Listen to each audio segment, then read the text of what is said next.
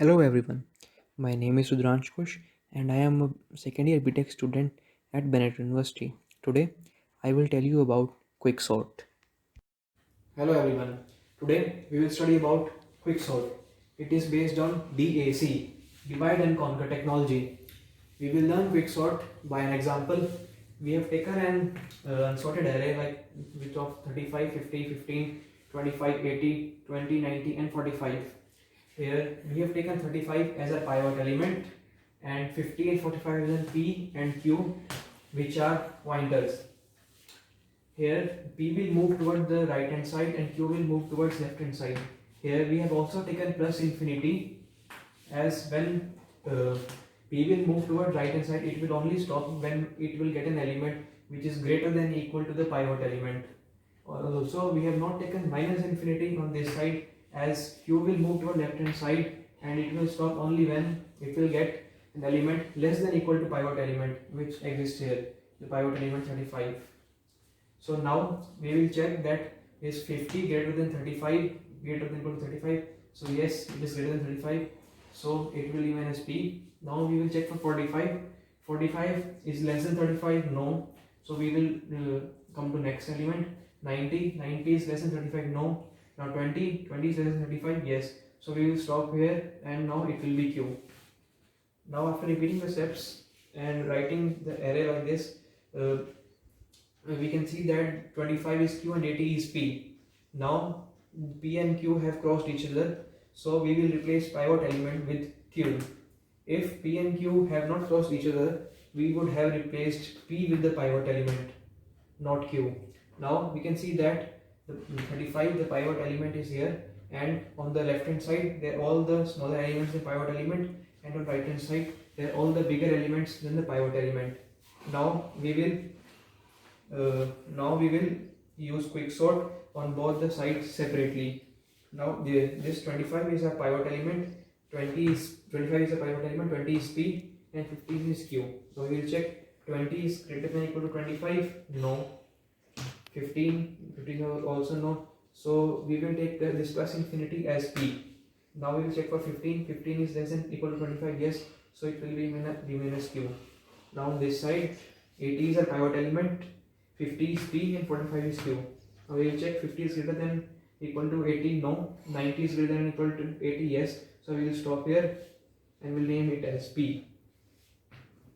Now we will check for 45. Is 45 less than equal to 80? Yes.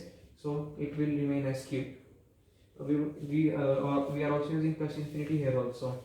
So after doing all the steps, we will get final sorted array, which is 15, 20, 25, 35, 45, 50, 80 and 90. Now the final recursive average case is 2t n by 2 plus n, and the average time complexity is n log n. So now we will learn about the implementation of quicksort.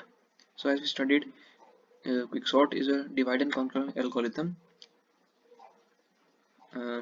It picks an element as pivot and partitions the given array around the picked pivot. There are different versions of quicksort that pick the pivot in many different ways, like always pick first element as pivot, always pick last element as pivot, pick random element as pivot, or pick a median as pivot. Now coming towards the code of the quicksort, this is a sample code of implementation of quicksort in C++. So this we have used as a swap function uh, to swap the two elements. Here we have used pointers.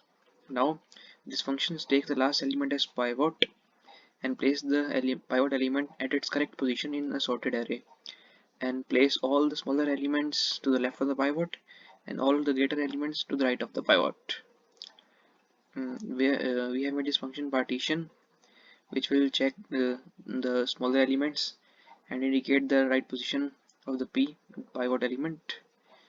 This will check that the current element is smaller than the pivot, and this will increment the index of the smaller element and will check for further more elements. Now this is the swap function. This is the main function that implements the quicksort. In this, the array is sorted, and after this, the final array in this print array function, the final array, that is the final result, is printed. This is our main driver code, in which we can take the input of the array which we have to sort, or we can initialize our array. Like in this case, we have initialized the array to sort the given array.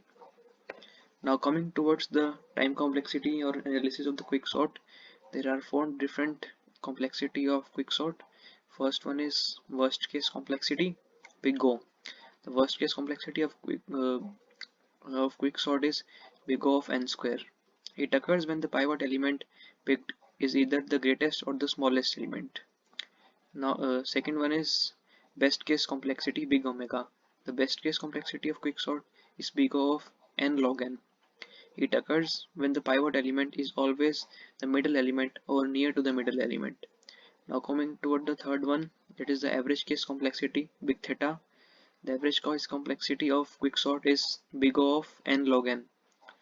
It occurs when that we can get idea of average case by considering the case when the partition puts big O of n by 9 elements in one set and other big O of n 9n by 10 elements in other set.